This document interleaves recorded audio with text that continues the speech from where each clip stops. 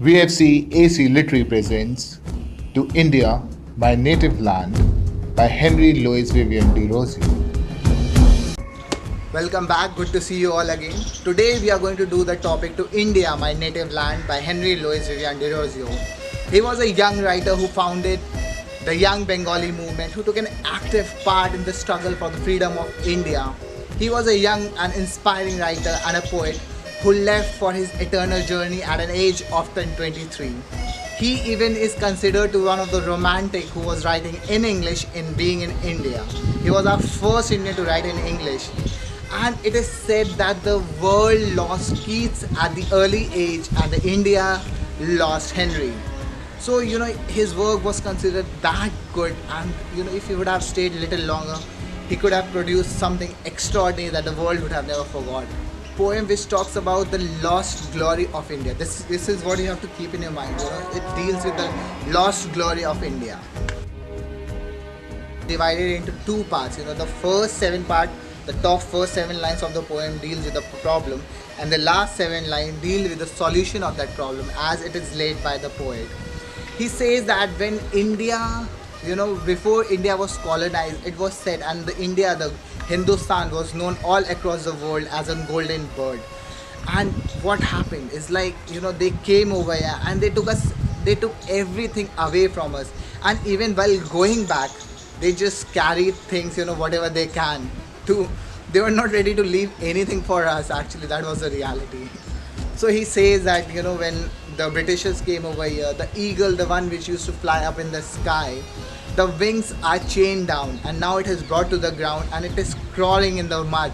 So that's the condition of India, which used to enjoy the freedom and the glory, which was worshipped like a saint, a god, has now been chained down, and the god has been brought to the earth, and it has been chained down by the Britishers. That was the condition. That was the golden era coming to an end or to the India.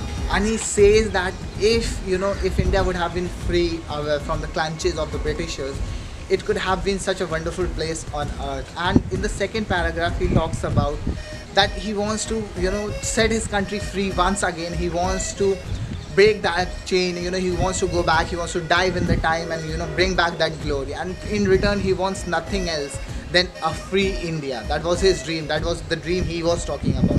It's not an American dream where you have to worry for the food, clothes and shelter. It's not that, but he's just one of the person who wants to do something for his country. That what makes him a poet that is different from the others, and that marks the difference. So he says, let me dive back in the time and bring back the glory that India once lost. And that's all it matters.